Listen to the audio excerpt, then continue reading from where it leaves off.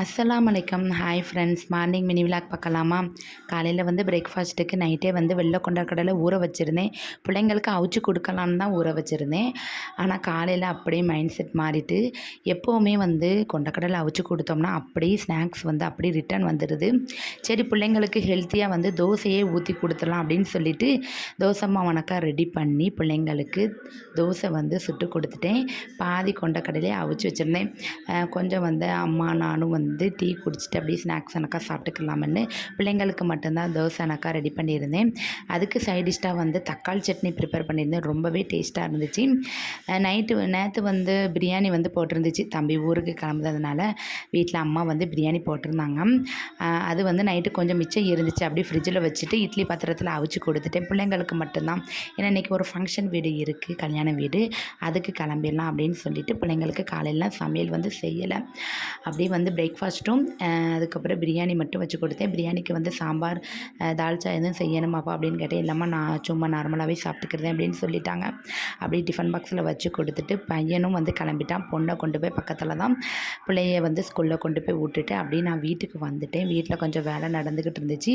அம்மா வந்து இஞ்சி டீ வந்து சாயா போட்டு தந்தாங்க. அப்படி நானும் அம்மாவும் பேசிக்கிட்டே டீ குடிச்சிட்டு இருந்தோம். அதுக்கப்புறம் வந்து கல்யாண வீட்டுக்கு வந்து கிளம்பணுமே அப்படின்னு சொல்லிட்டு ஃப்ரெஷ்ஷப் ஆகி எல்லாருமே கிளம்பிட்டு நானும் அம்மாவும் அப்படியே அக்கா வீட்டுக்கு வந்திருந்தோம். குட்டிமா ரெடி ஆகிட்டாங்களான்னு பார்க்குறதுக்கு. இதுதான் என்னுடைய அவுட்ஃபிட்டு. நான் எப்படி தான் வந்து புர்கா வந்து வியர் பண்ணிவிட்டு அப்படியே சாலை வந்து மக்கானானக்கெல்லாம் குத்தலை. சில நேரம் வந்து நம்மளுக்கு எப்போவும் மக்கானா குத்தணும்னு ஒரு மூடு இருந்தால் தான் குத்துவேன். இல்லைன்னா டக்குன்னு வந்து இந்த மாதிரி ஷாலை வந்து போட்டுகிட்டே போயிடுவோம். இதான் வந்து எப்போவுமே போடக்கூடிய வியர் பண்ணக்கூடிய இப்படி தான் ஷால் வியர் பண்ணிவிட்டு எப்போவுமே கிளம்பி போயிடுவோம் கல்யாண வீட்டுக்கு. அப்படி வந்து கிழக்க தான் பக்கத்தில் தான் அப்படியே நான் அம்மா அக்கா எல்லோரும் பேசிக்கிட்டே அப்படியே நடந்து போயாச்சு. அங்கே வந்து சிக்கன் பிரியாணி, தால்ச்சா, சம்பல், ஜாம் எல்லாம் வச்சுருந்தாங்க. சாப்பிட்டுட்டு அப்படியே வந்து ஏற்கனவே நிறைய சொந்தக்காரங்கள்லாம் இருந்தாங்க. அவங்க கூட கொஞ்சம் நேரம் டைம் பண்ணிகிட்டு இருந்தோம்.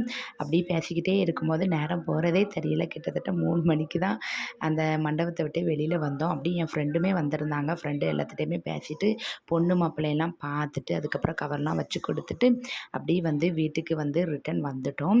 ரிட்டன் வந்த பிறகு என் குட்டிமா கூட கொஞ்சம் நேரம் டைம் பண்ணிகிட்டு இருந்தேன். அவங்க கூட பேசிக்கிட்டு இருந்தால் நேரம் போகிறதே தெரியாது. என் பொண்ணை வந்து கூப்பிடுறதுக்கு டைம் ஆகிட்டு அவங்களையும் கூட்டிகிட்டு வீட்டுக்கு வந்துட்டேன். பசங்களுமே ஸ்கூல்லேருந்து வந்துட்டாங்க.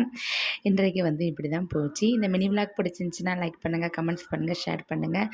மறக்காமல் சப்ஸ்கிரைப் பண்ணி வச்சுக்கோங்க. நான் இன்னொரு வீடியோவில் உங்களை சந்திக்கிறேன். ஓகே, பாய்.